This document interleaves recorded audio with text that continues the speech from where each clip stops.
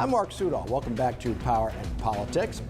Jill Oberlander, who has held several positions in town government in Greenwich, is here to talk about her run for state senate. Welcome. Thanks so much, Mark. I'm super glad to be here. Well, we're glad to have you. Now, of course, the hardest question I'm going to ask you, maybe the most obvious, is why are you running for Ryan Fazio's old seat, the 36th district? Yes, thanks for starting with that. I think you realize, and a lot of the viewers will realize, the state legislatures are where it's at these days. Really, really important. My career has been, I'm a lawyer, and I've worked in and around government for most of my career and served in Greenwich town government. It's always come back to making government work better for the people. Most of my positions have been because I care about our institutions and I care about our people. So given the moment that we're in, where state legislatures are so important, and knowing from my work experience, whether it be in law, nonprofits, government policy, that elective office is the single most direct way to improve people's lives. I think that's like single most direct way. So important. Having an open seat, I thought I have to step forward. This is the time. Absolutely.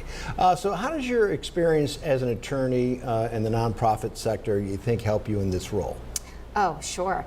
I have a lot of experience with legislation, whether it be drafting, reviewing, reading the fine print on whether it's legislation, rules, regulations. That's part of it. I'm great with stakeholders. I've done a lot of stakeholder engagement over the years to understand and listen to what they want and need.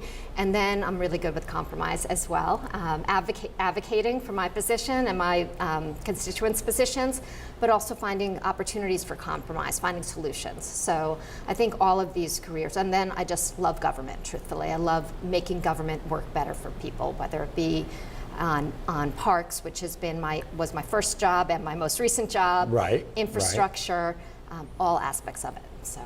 Now, as you know, the district primarily covers Greenwich, but then there's parts of Stamford and New Canaan as well. So I imagine you've been kind of out, talking to folks. Yes. What are you hearing? What would they like to see happen? Yeah. So thank you for that. Yes, I've been out and about. I think that's the most important part of the campaign process, and also when you're elected, to talk to your constituents, talk to the voters, find out what they care about. And I'll tell you, these are some of the things that I'm hearing right now at the doors. People want their government to work better, and they want them to work for them. They want to protect local zoning. They are worried about costs, the costs of the things that I'm most hearing: healthcare, energy costs, housing costs, of course, and just sort of, electricity bills, things like that. And I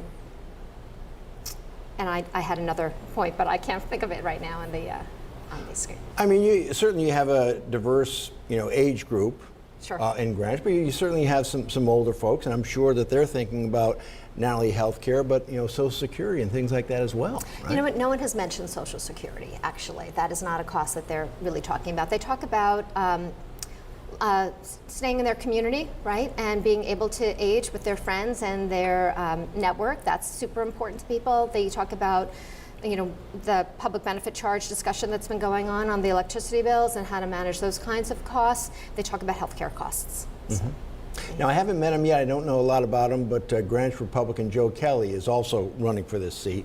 Why do you think, and can you say, would you be a better candidate? Oh, yeah. Well, first of all, Joe and I have known each other. We're both involved in the community. We do have some similarities. We both have red hair. We both That's what I like to say. You have more than he does, I think, right? I'm glad you said it. It's on my list of Sorry, notes, Joe. So, we both like rugby. He was a coach. My brother's a rugby player. My nephew's a rugby player. I can be a little scrappy myself, but not in the from. So, so we do have some commonalities, both from big families. But we're different. I'm a centrist, independent Democrat, right? So I am fiscally conservative, socially more progressive, reflective of our district. That's what the district is, and I think that's what they're looking for, and that's what they want.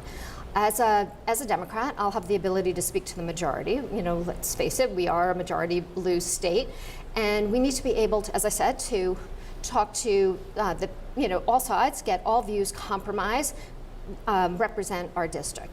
The Republicans that have held this seat, they're a little bit more limited on how they can act and how they vote, truthfully. They end up voting in lockstep with their party.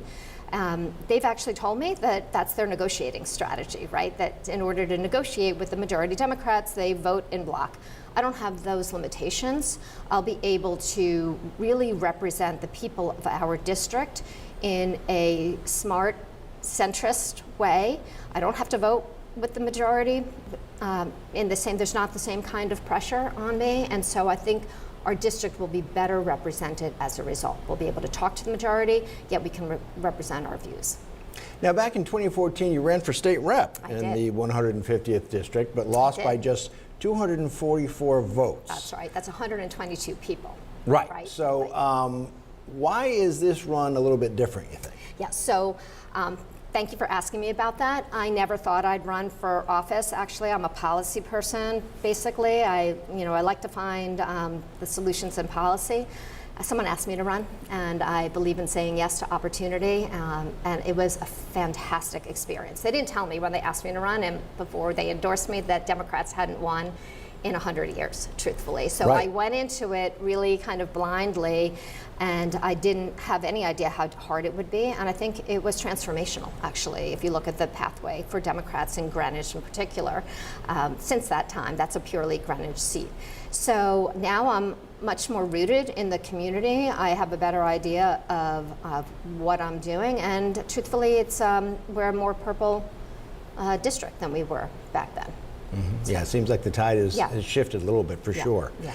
Well, Jill, thank you so much for the time and wish you all the best of luck. Thank you for having me. This has been great.